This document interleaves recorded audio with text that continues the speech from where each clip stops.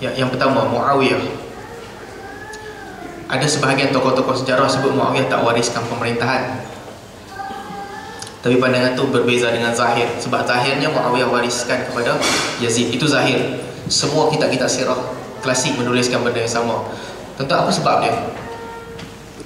Di sudut politik, saya sebut tadi Muawiyah membuat pilihan yang tepat.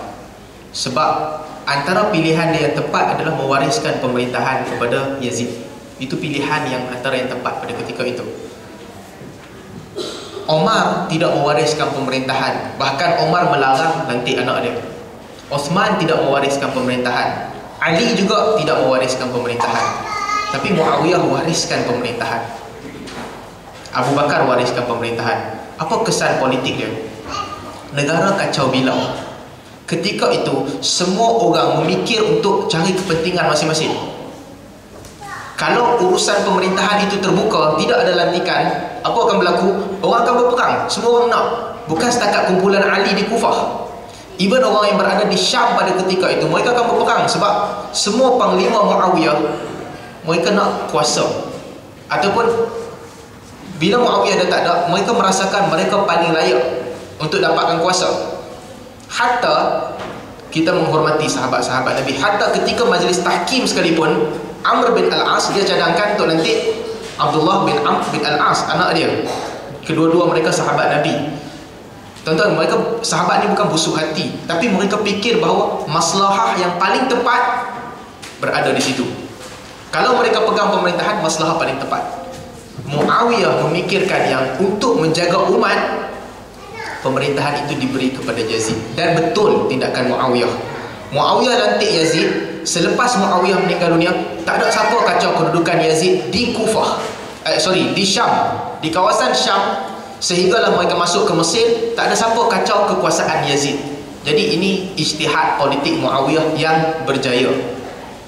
Malaki tidak berlaku. Malaki ataupun sistem beraja ini tidak berlaku sebelum zaman Muawiyah. Dalam sejak daripada zaman Rasulullah tidak berlaku.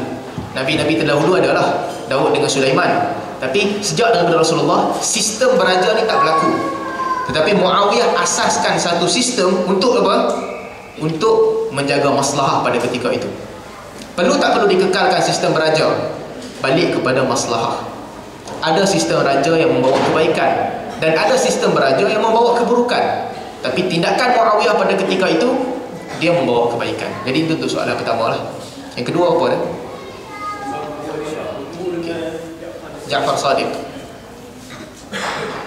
Untuk imam-imam ni, para imam. Tadi kita sebut pasal imam 12 ni. Imam 12, mereka ini bukan seperti Syiah. Yang jahat ni orang yang provoke mereka, orang-orang yang di bawah. Tapi mereka ini imam yang dihormati dan orang sayang mereka. Ja'far Sadiq, Abu Hanifah ambil ilmu daripada dia. Imam Malik ambil ilmu daripada dia. Imam Syafi'i puji dia, dipuji. Ulama hadis memuji dia. Dia seorang imam, tapi namanya dirosakkan oleh orang-orang yang mengikut dia. Dia tak ada dakwaan palsu. Dia tidak mendakwa yang Ali lebih bagus daripada Abu Bakar dan Umar. Tapi orang lain menggunakan nama dia. Sebab apa? Sebab dia salah seorang di kalangan Ahlul Bait. Sebelum itu Ibnu Abbas menghadapi masalah yang sama. Ibnu Abbas lagi hebat. Tapi Syiah menggunakan, Ibnu Abbas geng kita sebab dia keturunan Nabi. Sedangkan Ibnu Abbas awal-awal lagi dia bai'ah Yazid.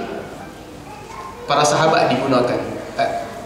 Nama-nama Ahlul Bait digunakan. Bukan sekadar ahli bait, bahkan orang lain pun sama juga. Saya bila tanya soalan ni, saya teringat satu kisah yang seronok nak cerita ni. Kalau tuan-tuan pernah dengar nama Abdul Qadir Al-Jilani.